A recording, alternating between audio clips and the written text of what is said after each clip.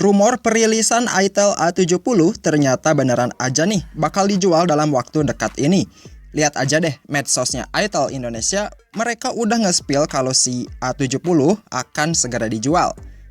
Nah, buat yang masih bingung perbedaan Itel A70 sama Itel S23 itu bedanya apa aja sih? Yuk kita compare spesifikasi antara kedua HP ini sebelum mutusin mana yang pas buat kamu. Dimulai dari segi desain dulu ya. Sebenarnya bentuk sama penempatan tombol atau lubang-lubangnya nyaris sama di keduanya guys. Paling yang membedakan itu cuma modul frame kameranya aja. Yang A70 mirip si Apple, sedangkan S23 bentuknya bulat kayak kue biskuit. Di bagian layar, keduanya dibekali luas 6,6 inci yang resolusinya hanya HD+ dengan desain water drop.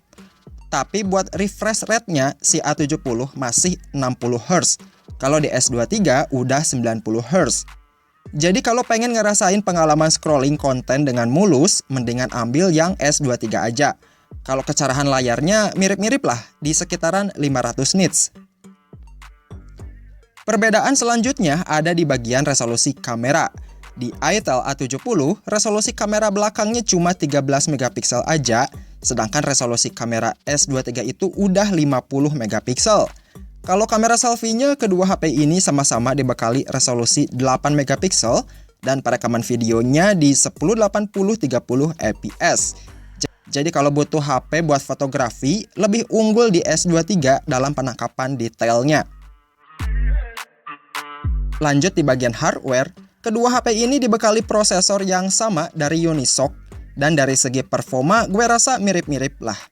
Di A70 itu pakai Tiger T603, sedangkan di S23 Tiger T606, yang proses fabrikasi keduanya di 12 nanometer. Skor Antutunya rata-rata dapat di sekitaran 180 sampai 200 ribuan poin. Jadi udah kelihatan ya kalau prosesor di kedua HP ini lebih fokus buat daily use aja. Pokoknya yang ringan-ringan. Bisa aja sih dipakai ngegame, asal settingan grafisnya jangan dipaksain tinggi. Kalau nyari memori HP yang RAM-nya segede gaban, mungkin S23 jadi pilihannya. Karena RAM-nya udah 8GB. Berbeda kalau di A70, varian RAM-nya cuma 3-4GB. Ingat ya, ini buat waktu sekarang, nggak tahu sih kedepannya entah bakalan ada yang versi 8GB-nya atau enggak. Sedangkan buat storage keduanya, HP ini sama-sama ada yang 128 atau 256GB. Jadi kalau poin ini tinggal ambil aja sesuai kebutuhan. Kapasitas baterainya sekaligus kecepatan ngecasnya sama-sama dibekali 5000 mAh dengan 10 watt. Jadi kalau ngecasnya 10 watt mah butuh waktu sekitar 3 jaman.